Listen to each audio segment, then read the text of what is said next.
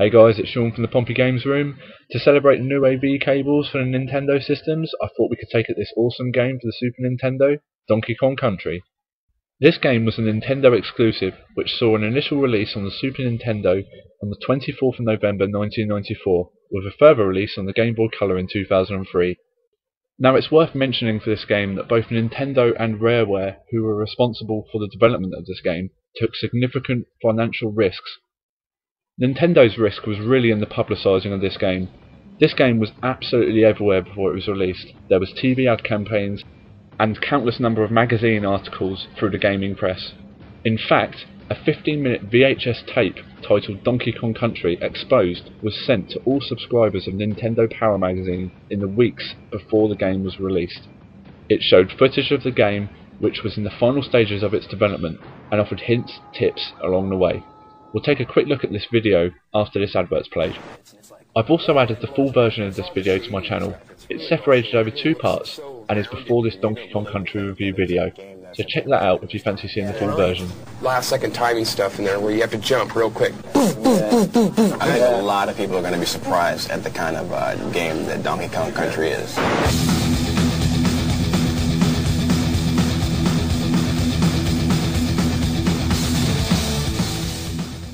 Whilst we're speaking of developers, it's probably right that I should go through the risks that Rareware took on in the development of Donkey Kong Country. So this video was literally just as you see here. It was lots of little segments that showed you parts of the game. Also it talked to the developers of the game.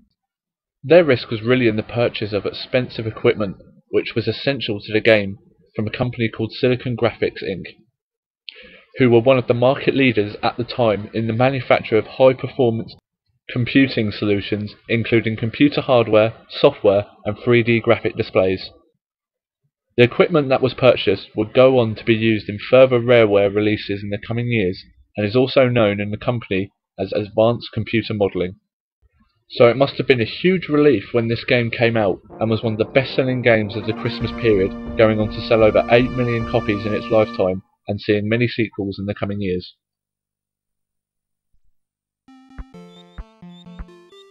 So as we start up this game here, you'll get your first look at the characters in this game, and it's already going to be noticeable that this game was like nothing else out at the time.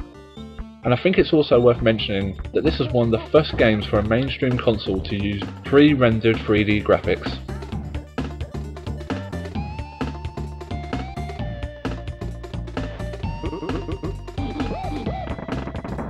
There are both 1 and 2 player modes on this game. As you can see here, in 2-player mode there are 2 different game modes, the first of which is called Contest. Players will take turns at completing levels in the fastest time, which will add up at the game's end. The winner is determined as to who has completed the game in the fastest time. The second mode is called Team, and is when 1 and 2 player work together throughout the game. This is actually advertised in the game instruction manual as the best way to play the game if you've got 2 people with varying abilities, as the more experienced player would be able to lead the less experienced player through the levels. Today we're only going to take a look at the 1-player mode, where you can play as either Donkey Kong or Diddy Kong through 40 different side-scrolling levels, with the object of the game being to recover Donkey Kong's banana hoard, which has been stolen. Donkey Kong is the larger and stronger of the two, and can also defeat enemies much easier, but Diddy Kong is much faster and more agile.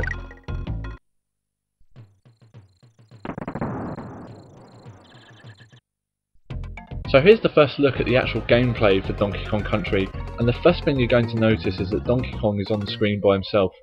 You would need to release Diddy Kong by throwing one of the barrels marked DK throughout the levels, to gain the extra character who varies depending on which character you're currently using at the time of throwing the barrel.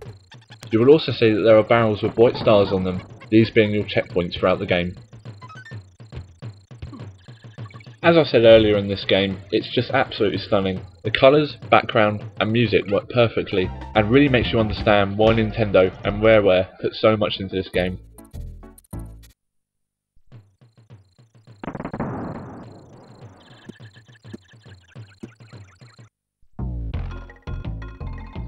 Now you may notice through this game review that I'll be collecting the letters K, O, N and G.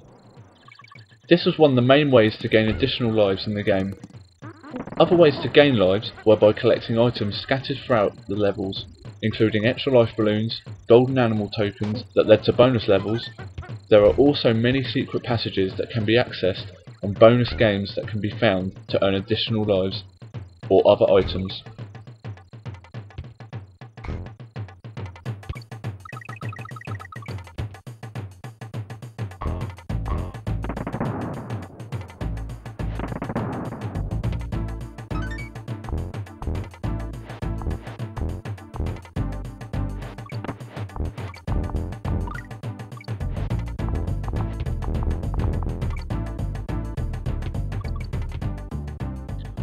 In several of the levels, players can gain assistance from various animals, which are found by breaking open the crates.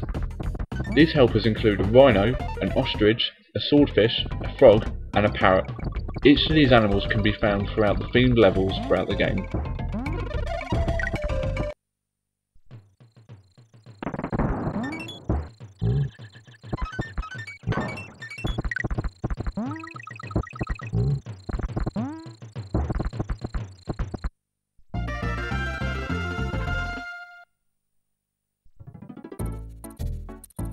As with many Nintendo games, you walk your character through the levels on the map. But this was way different to anything on the Nintendo console game before, as it introduced 3D maps rather than 2D, as you would have found in games like Mario. Each of these maps has one boss at the end, which you need to defeat in order to advance in the game.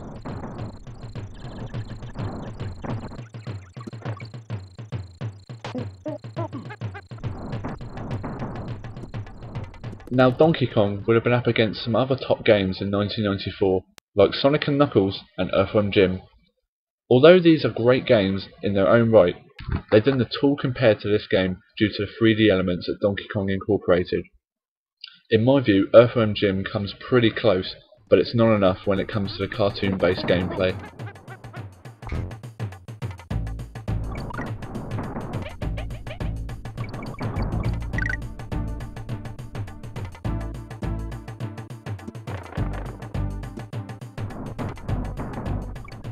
So as you can see, these early levels in Donkey Kong Country are pretty easy. Even though I've died a fair few times, this is the only time I've really ever played this game properly, as I only ever used to play this game around friends' houses due to never having a Super Nintendo. As you progress through this game, you will encounter many sorts of different level design.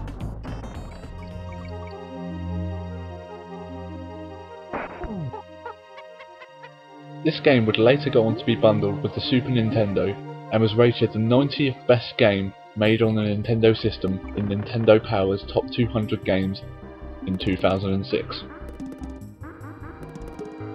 Due to this game's massive advances into the next generation of side-scrolling platform games, it's no wonder it still has a massive following today and is one of the most expensive games to get hold of on the Super Nintendo. It's also worth knowing that this game from 2006 was available on the Virtual Console. Anyway guys, this about sums it up for my Donkey Kong Country review. I hope you've enjoyed it, and it will be the first of many Nintendo reviews coming in the next few months, so keep your eyes out. So till next time, thanks for watching.